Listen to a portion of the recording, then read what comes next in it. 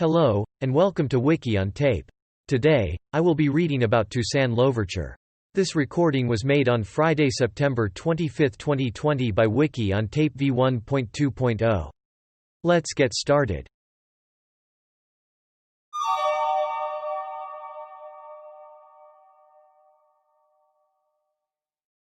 Summary. François-Dominique Toussaint Louverture was a Haitian general and the most prominent leader of the Haitian Revolution.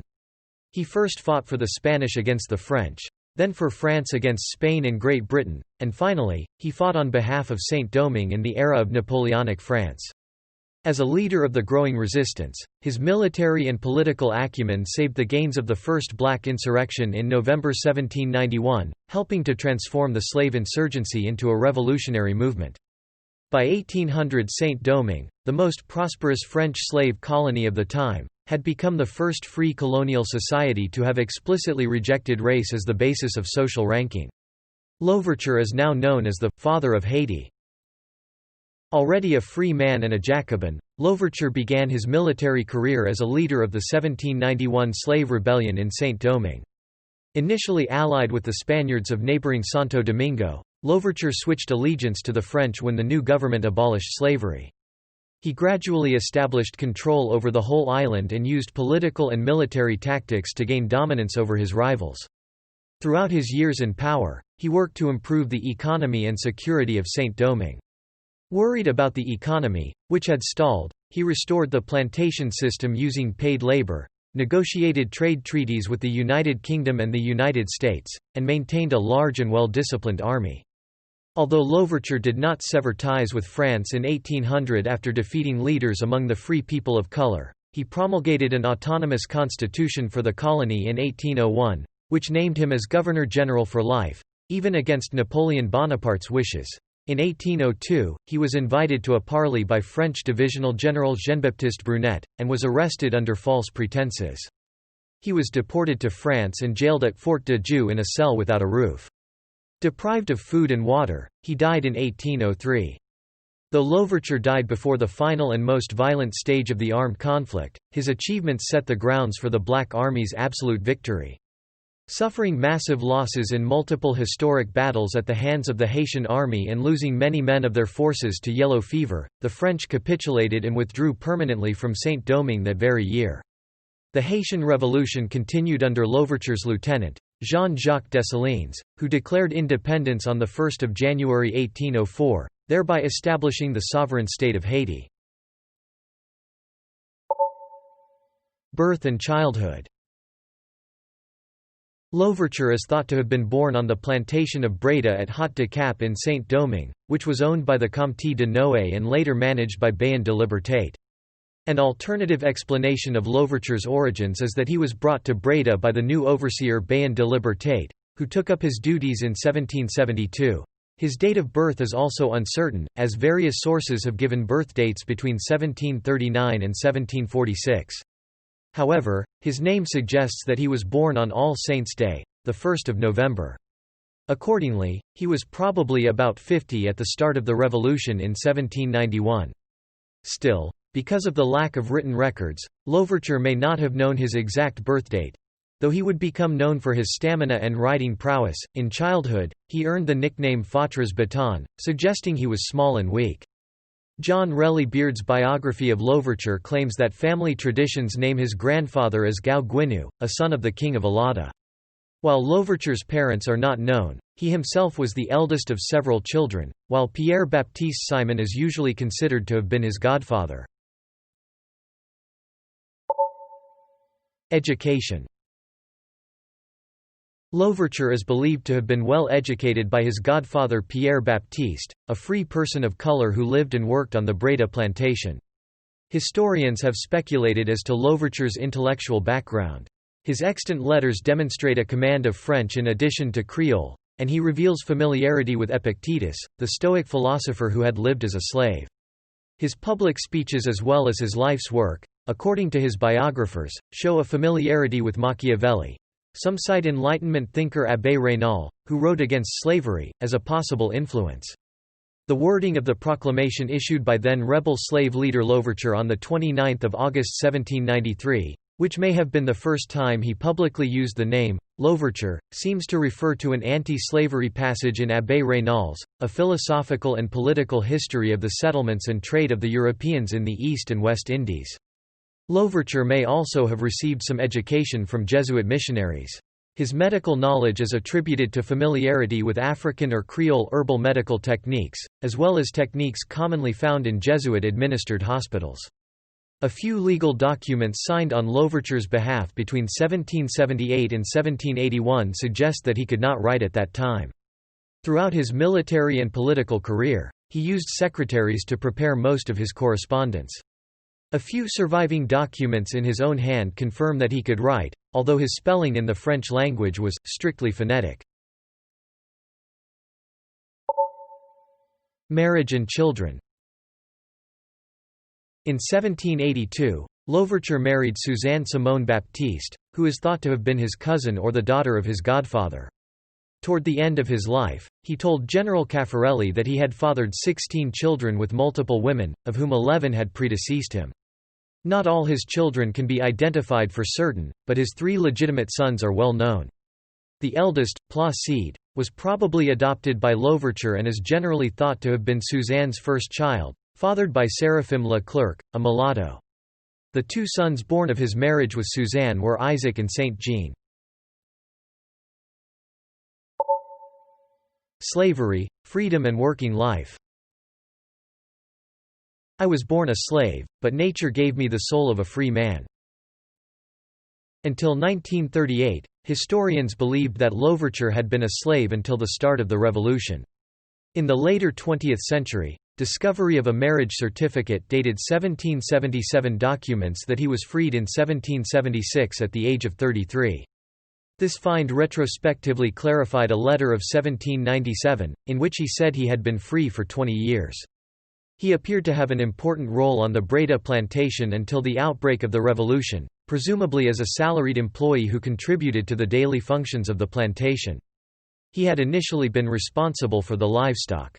By 1791, his responsibilities most likely included acting as coachman to the overseer, de libertate, and as a slave driver, charged with organizing the workforce.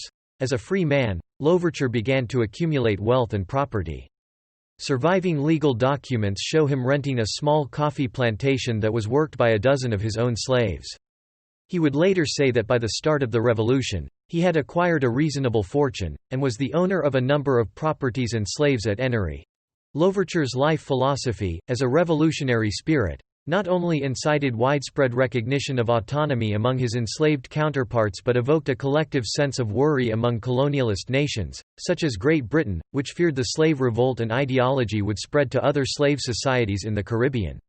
In light of the given circumstance, England found the French army preferable to the enlightened to Toussaint Louverture, while the United States, only just free of its own colonial oppression, opted to ally with the colonial powers of England and France rather than to give aid to Saint-Domingue's anti-colonial struggle. The Rebellion, 1791–1794. Beginning in 1789, free people of color of Saint-Domingue were inspired by the French Revolution to seek an expansion of their rights and equality, while perpetuating the denial of freedom and rights to the slaves, who made up the overwhelming majority of population on the island. Initially, the slave population did not become involved in the conflict. In August 1791, a voodoo ceremony at Bois Cayman marked the start of a major slave rebellion in the north, which had the largest plantations and masses of slaves. Louverture apparently did not take part in the earliest stages of the rebellion, but after a few weeks he sent his family to safety in Spanish Santo Domingo and helped the overseers of the Breda plantation to leave the island. He joined the forces of Georges Biassou as doctor to the troops, commanding a small detachment. Surviving documents show him participating in the leadership of the rebellion, discussing strategy, and negotiating with the Spanish supporters of the rebellion for supplies. In December 1791, he was involved in negotiations between rebel leaders and the French governor, Blancheland, for the release of their white prisoners and a return to work in exchange for a ban on the use of the whip, an extra non-working day per week, and freedom for a handful of leaders.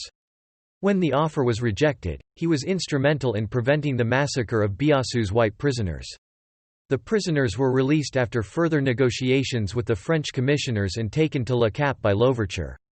He hoped to use the occasion to present the rebellion's demands to the Colonial Assembly, but they refused to meet with him. Throughout 1792, as a leader in an increasingly formal alliance between the Black Rebellion and the Spanish, Louverture ran the fortified post of La Tannerie and maintained the Cordon de l'Ouest, a line of posts between rebel and colonial territory. He gained a reputation for running an orderly camp, trained his men in guerrilla tactics and the European style of war, and began to attract soldiers who would play an important role throughout the revolution. After hard fighting, he lost La Tannerie in January 1793 to the French general Étienne Mayneau de Bizefranc de Lavaux, but it was in these battles that the French first recognized him as a significant military leader. Sometime in 1792–93, he adopted the surname Louverture, from the French word for opening, or the one who opened the way. Although some modern writers spell his adopted surname with an apostrophe, as in Louverture, he did not, as his extant correspondence indicates. The most common explanation is that it refers to his ability to create openings in battle. The name is sometimes attributed to French commissioner Polverel's exclamation, "That man makes an opening everywhere." However, some writers think the name referred to a gap between his front teeth. Despite adhering to royalist political views, Louverture had begun to use the language of freedom and equality associated with the French Revolution. From being willing to bargain for better conditions of slavery late in 1791, he had become committed to its complete abolition. After an offer of land, privileges, and recognizing the freedom of slave soldiers and their families, Jean-François and Biassou formally allied with the Spanish in May 1793. It is likely Louverture did soon after in early June. He had made covert overtures to General Lavaux prior but was rebuffed as Louverture's conditions for alliance were deemed unacceptable. At this time the Republicans were yet to make any formal offer to the slaves in arms, and conditions for the blacks under the Spanish looked better than that of the French. In response to the Civil Commissioner's radical 20 June proclamation, Louverture stated that, the blacks wanted the serve under a king and the Spanish king offered his protection. On 29 August 1793 he made his famous declaration of Camp Tourelle to the blacks of Saint-Domingue. Brothers and friends, I am Toussaint Louverture, perhaps my name has made itself known to you. I have undertaken vengeance. I want liberty and equality to reign in Saint-Domingue. I am working to make that happen. Unite yourselves to us, brothers, and fight with us for the same cause. Your very humble and obedient servant, Toussaint Louverture, General of the Armies of the King, for the public good. On the same day, the beleaguered French commissioner, Léger Félicité Sonthonax, proclaimed emancipation for all slaves in French Saint-Domingue, hoping to bring the black troops over to his side. Initially, this failed, perhaps because Louverture and the other leaders knew that Sonthonax was exceeding his authority. However, on 4 February 1794, the French revolutionary government in France proclaimed the abolition of slavery. For months, Louverture had been in diplomatic contact with the French general Étienne Mayneau de Bizefranc de Lavaux. During this time, competition between him and other rebel leaders was growing, and the Spanish had started to look with disfavor on his near-autonomous control of a large and strategically important region. Louverture's auxiliary force was employed to great success, with his army responsible for half of all Spanish gains north of the Artibonite in the west, in addition to capturing the port town of Gonaives in December 1793. However, tensions had emerged between Louverture and the Spanish higher-ups. His superior, with whom he enjoyed good relations, Matthias de Armona, was replaced Juan de Leonart, who was disliked by the black auxiliaries. Leonart failed to support Louverture in March 1794 during his feud with Biassou, who had been stealing supplies for Louverture's men and selling their families as slaves. Unlike Jean-François and Bissau, Louverture refused to round up enslaved women and children to sell to the Spanish. This feud also emphasized Louverture's inferior position in the trio of black generals in the minds of the Spanish, a check upon any ambitions for further promotion. On 29 April 1794 the Spanish garrison at Gonaives was suddenly attacked by black troops fighting in the name of the King of the French, who demanded that the garrison surrender. Around 150 men were killed and much of the populace forced to flee. White guardsmen in the surrounding area had been murdered, and Spanish patrols sent into the area never returned. Louverture is suspected to be behind this attack, though was not present. He wrote to the Spanish 5 May protesting his innocence, supported by the Spanish commander of the Gonaives garrison, who noted that his signature was absent from the rebels' ultimatum. It was not until 18 May that Louverture would claim responsibility for the attack, when he was fighting under the banner of the French. The events at Gonaives made Léonard increasingly suspicious of Louverture. When they had met at his camp 23 April, the black general had shown up with 150 armed and mounted men as opposed to the usual 25, choosing not to announce his arrival or waiting for permission to enter. Léonard found him lacking his usual modesty or submission, and after accepting an invitation to dinner 29 April, Louverture afterwards failed to show. The limp that had confined him to his bed during the Gonaives attack was thought to be feigned, and Léonard suspecting him of turning coat. Remaining distrustful of the black commander, Léonard kept his wife and children under house whilst Louverture led an attack on Dondon in early May, an act which Léonard later believed confirmed Louverture's decision to turn against the Spanish. Alliance with the French, 1794–1796. The timing of and motivation behind Louverture's volte-face against Spain remains debated amongst historians. James claimed that upon learning of the Emancipation Decree in May 1794, Louverture decided to join the French in June. It is argued by Ardouin that Toussaint was indifferent towards black freedom, concerned primarily for his own safety and resentful over his treatment by the Spanish, leading him to officially join the French 4 May 1794 when he raised the Republican flag over Gonaives. Ott sees Louverture as, both a power-seeker and sincere abolitionist, that was working with Laveaux since January 1794 and switched sides 6 May. Louverture himself afterwards claimed to have switched sides after emancipation was proclaimed and the commissioners Sonthonax and Polverel had returned to France in June 1794. However, a letter from Toussaint to General Laveaux confirms that he was already officially fighting on the behalf of the French by 18 May 1794. In the first weeks, Louverture eradicated all Spanish supporters from the Cordon de l'Ouest, which he had held on their behalf. He faced attack from multiple sides. His former colleagues in the Black Slave Rebellion were now fighting against him for the Spanish. As a French commander, he was under attack from the British troops who had landed on Saint-Domingue in September, as the British hoped to take advantage of the instability and gain control of the wealthy sugar-producing island. On the other hand, he was able to pool his 4,000 men with Laveau's troops in joint actions. By now his officers included men who were to remain important throughout the revolution: his brother Paul, his nephew Moïse, Jean-Jacques Dessalines, and Henri Christophe. Before long, Louverture had put an end to the Spanish threat to French Saint-Domingue. In any case, the Treaty of Basel of July 1795 marked a formal end to hostilities between the two countries. Black leaders Jean-François and Biassou continued to fight against Louverture until November, when they left for Spain and Florida, respectively. At that point, most of their men joined Louverture's forces. Louverture also made inroads against the British troops, but was unable to oust them from Saint Marc. He contained them and rendered them ineffective by returning to guerrilla tactics. Throughout 1795 and 1796, Louverture was also concerned with re-establishing agriculture and exports, and keeping the peace in areas under his control. In speeches and policy he revealed his belief that the long-term freedom of the people of Saint-Domingue depended on the economic viability of the colony. He was held in general respect, and resorted to a mixture of diplomacy and force to return the field hands to the plantations as emancipated and paid workers.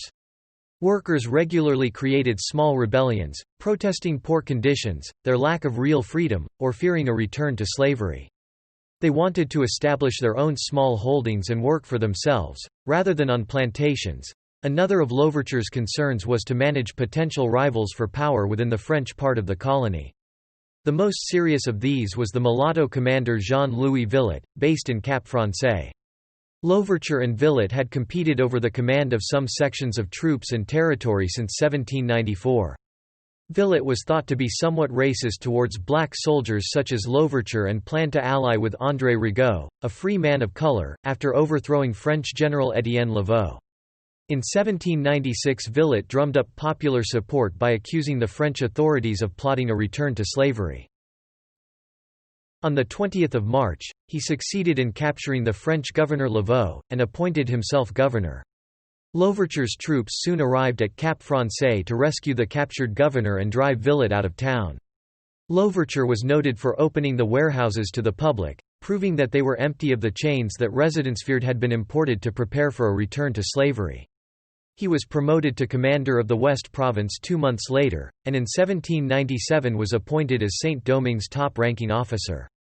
Laveaux proclaimed Louverture as lieutenant governor, announcing at the same time that he would do nothing without his approval, to which Louverture replied, "After God, Laveaux." Third Commission, 1796–97. A few weeks after Louverture's triumph over the Villot insurrection, France's representatives of the Third Commission arrived in Saint-Domingue. Among them was Sonthonax, the commissioner who had previously declared abolition of slavery on the same day as Louverture's proclamation of Camp Tourelle. At first the relationship between the two men was positive. Sonthonax promoted Louverture to general and arranged for his sons, Placide and Isaac, to attend the school that had been established in France for the children of colonials. In September 1796, elections were held to choose colonial representatives for the French National Assembly.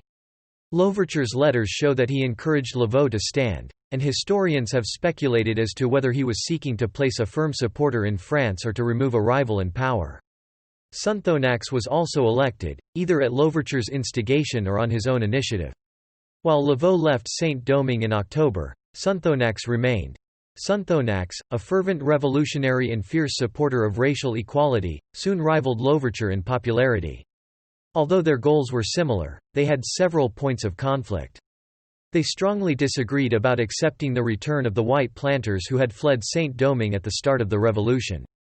To Sonthonax, they were potential counter-revolutionaries, to be assimilated, officially or not, with the émigrés who had fled the French Revolution and were forbidden to return under pain of death. To Louverture, they were bearers of useful skills and knowledge, and he wanted them back. In summer 1797, Louverture authorized the return of Bayon de Libertat, the ex-overseer of Breda, with whom he had a lifelong relationship. Sonthonax wrote to Louverture threatening him with prosecution and ordering him to get Bayon off the island. Louverture went over his head and wrote to the French Directoire directly for permission for Bayon to stay. Only a few weeks later, he began arranging for Sonthonax's return to France that summer. Louverture had several reasons to want to get rid of Sonthonax. Officially he said that Sonthonax had tried to involve him in a plot to make Saint-Domingue independent, starting with a massacre of the whites of the island. The accusation played on Sonthonax's political radicalism and known hatred of the aristocratic white planters, but historians have varied as to how credible they consider it. On reaching France, Sonthonax countered by accusing Louverture of royalist, counter-revolutionary, and pro-independence tendencies. Louverture knew that he had asserted his authority to such an extent that the French government might well suspect him of seeking independence. At the same time, the French Directoire government was considerably less revolutionary than it had been. Suspicions began to brew that it might reconsider the abolition of slavery. In November 1797, Louverture wrote again to the Directoire, assuring them of his loyalty but reminding them firmly that abolition must be maintained. Treaties with Britain and the United States, 1798. For several months, Louverture was in sole command of French Saint-Domingue, except for a semi-autonomous state in the south, where General André Rigaud had rejected the authority of the Third Commission.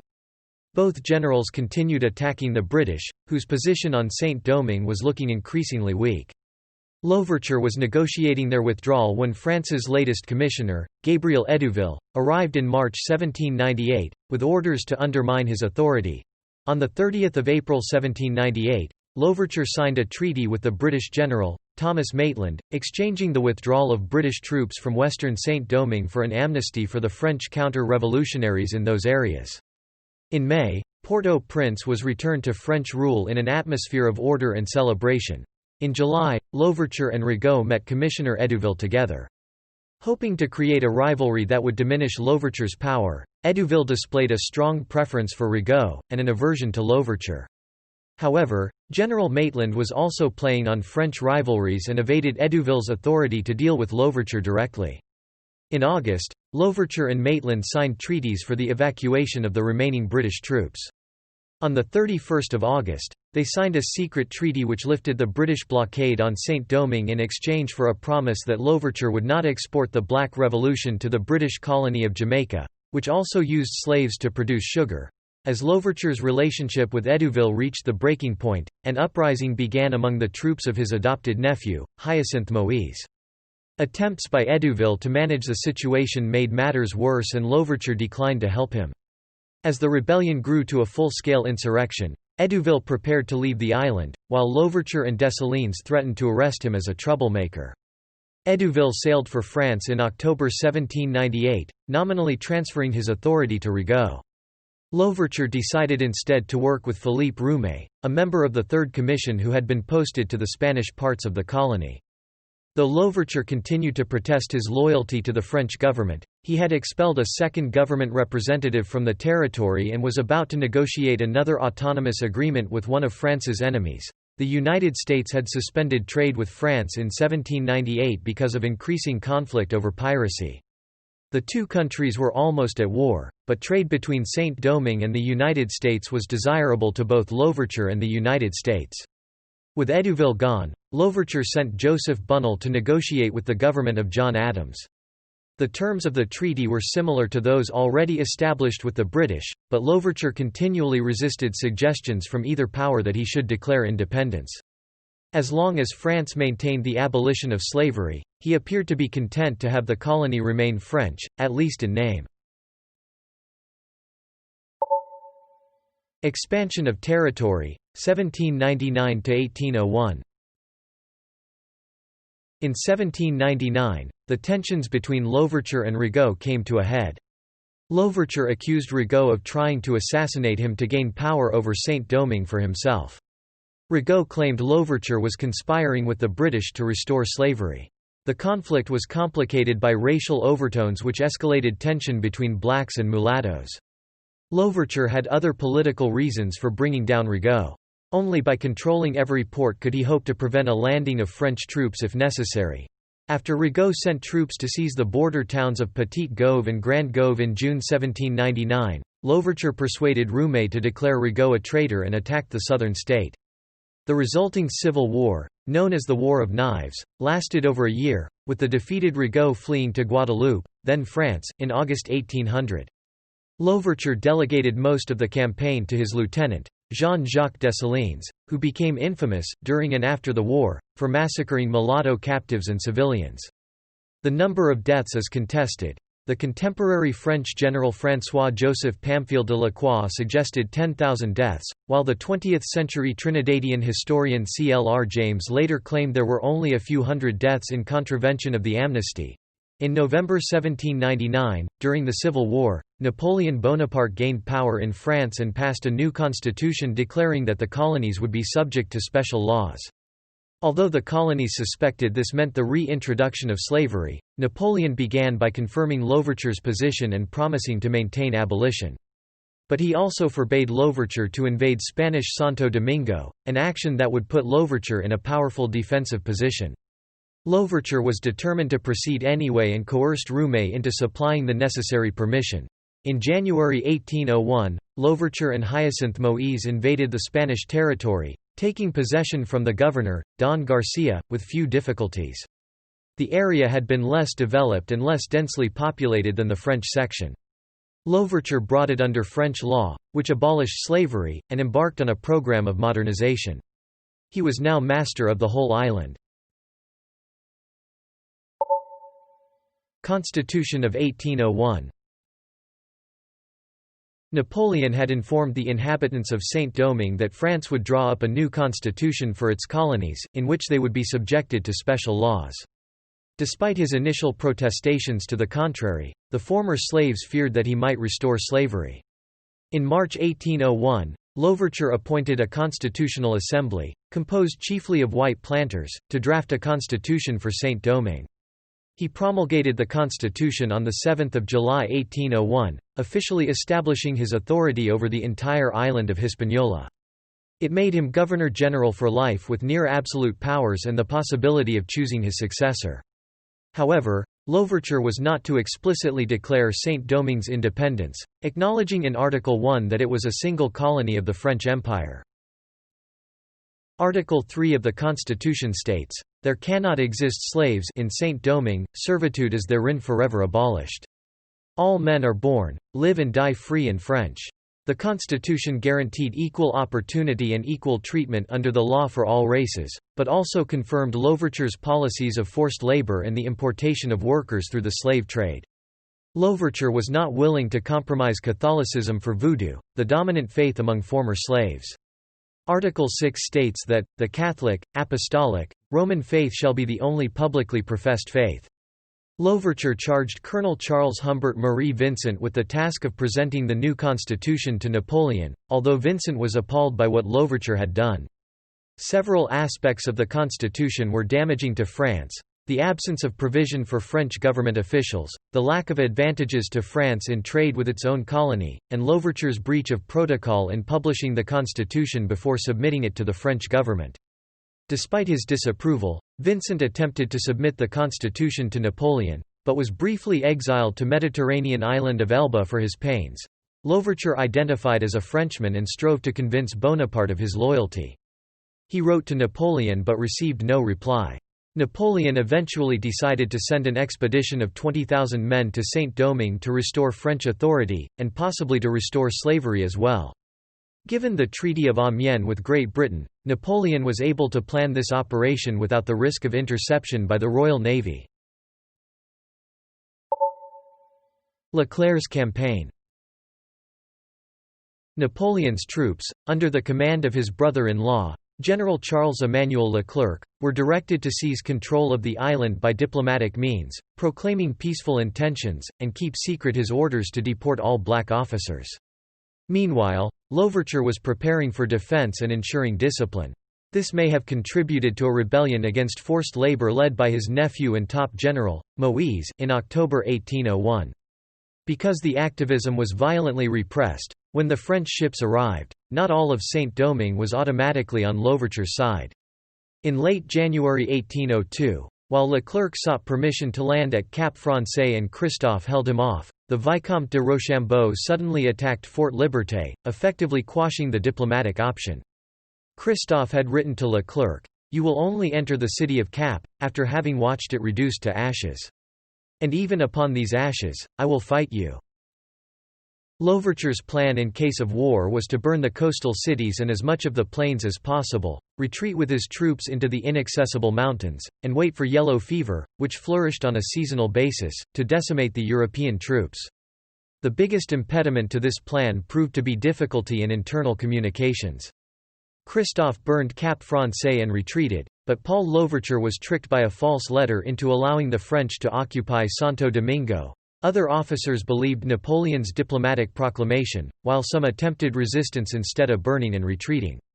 French reports to Napoleon show that in the months of fighting that followed, the French felt their position was weak, but that Louverture and his generals did not fully realize their strength.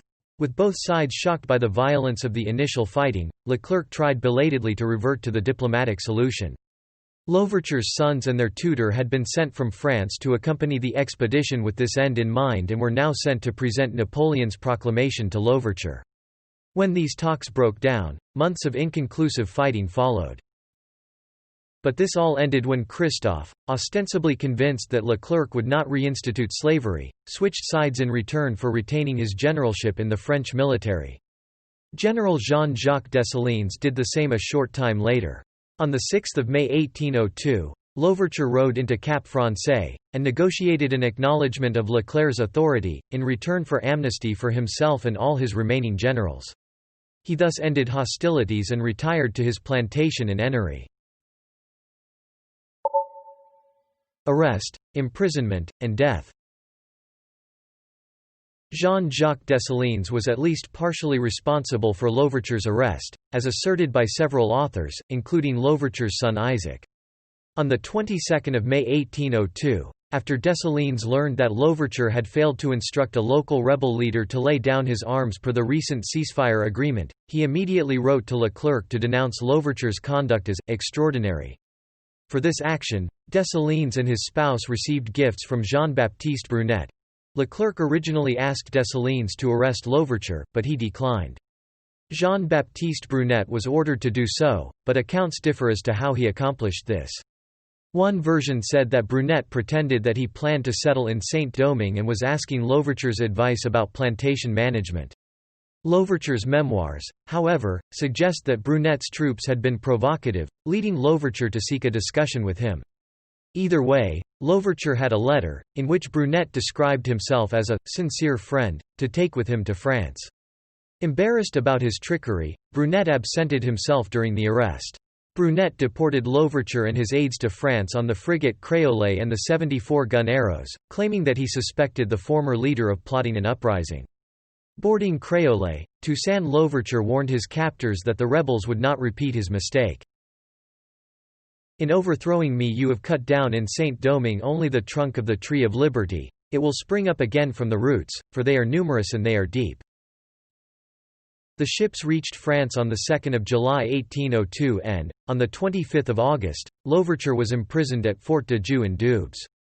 While in prison, he died on 7 April 1803.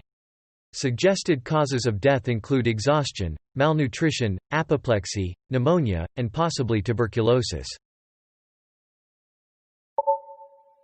Religion and spirituality. Throughout his life, Louverture was known as a devout Roman Catholic. After defeating forces led by André Rigaud in the War of the Knives, Louverture consolidated his power by decreeing a new constitution for the colony in 1801. It established Catholicism as the official religion. Although voodoo was generally practiced on Saint-Domingue in combination with Catholicism, little is known for certain if Louverture had any connection with it. Officially as ruler of Saint-Domingue, he discouraged it. Historians have suggested that he was a member of high degree of the Masonic Lodge of Saint-Domingue, mostly based on a Masonic symbol he used in his signature. The membership of several free blacks and white men close to him has been confirmed. His membership is, considering his status as a devout Catholic, nonetheless unlikely due to the papal ban on Catholics holding membership in Masonic organizations introduced by Pope Clement XII having gone into effect in 1738. Influence.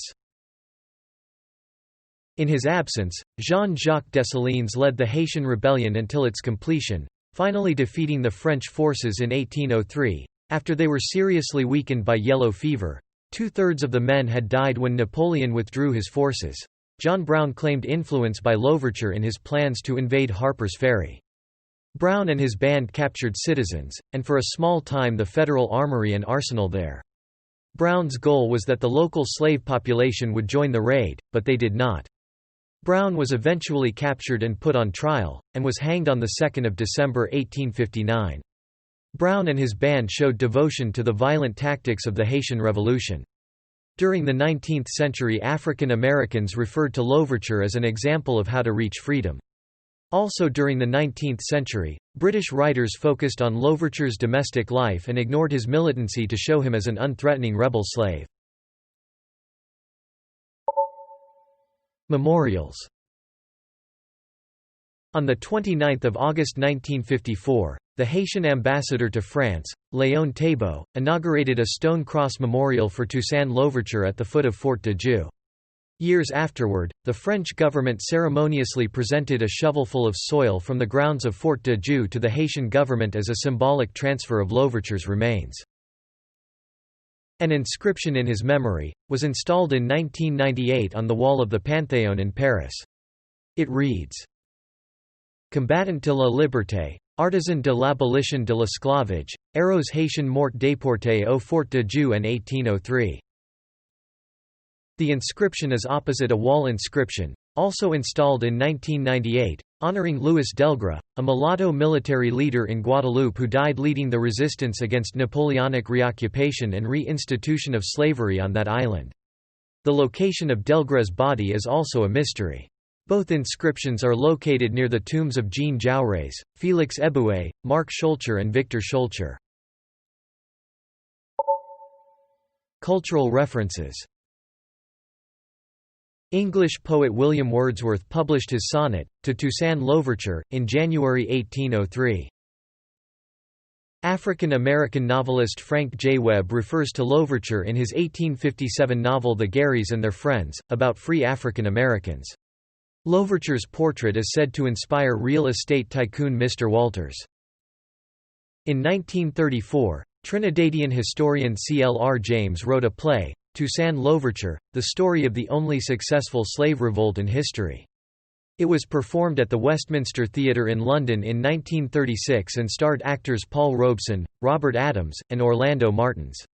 The play was revised and produced in 1967 as The Black Jacobins, and this was performed by the Talawa Theatre Company in 1986 in a play directed by Yvonne Brewster and starring Norman Beaton in the title role. In 1938, American artist Jacob Lawrence created a series of paintings about the life of Louverture, which he later adapted into a series of prints. His painting, titled Toussaint Louverture, hangs in the Butler Institute of American Art in Youngstown, Ohio. In 1944, African-American writer Ralph Ellison wrote the story, Mr. Toussaint, in which two African-American youths exaggerate the story of Louverture. He is seen as a symbol of blacks asserting their identities and liberty over white dominance. Kenneth Roberts's best-selling novel, Lydia Bailey, is set during the Haitian Revolution and features Louverture, Dessalines, and Christophe as the principal historical characters. The 1952 American film based on the novel was directed by Jean Negulesco. Louverture is portrayed by actor Ken Renard. In 1977, the opera Toussaint by David Blake was produced by English National Opera at the Coliseum Theatre in London, starring Neil Howlett in the title role. In 1983, Jean-Michel Basquiat, the Brooklyn-born New York painter of the 1980s, whose father was from Haiti, painted the monumental work, Toussaint Louverture vs. Savonarola, with a portrait of Louverture. Haitian actor Jimmy Jean-Louis starred as the title role in the 2012 French miniseries Toussaint Louverture. Primary sources: Letters of Toussaint Louverture and of Edward Stevens, 1798–1800. The American Historical Review. 16, 64–101. October 1910. JSTOR 1834309. Thanks for listening to Wiki on Tape. I hope you drop by again sometime. Goodbye.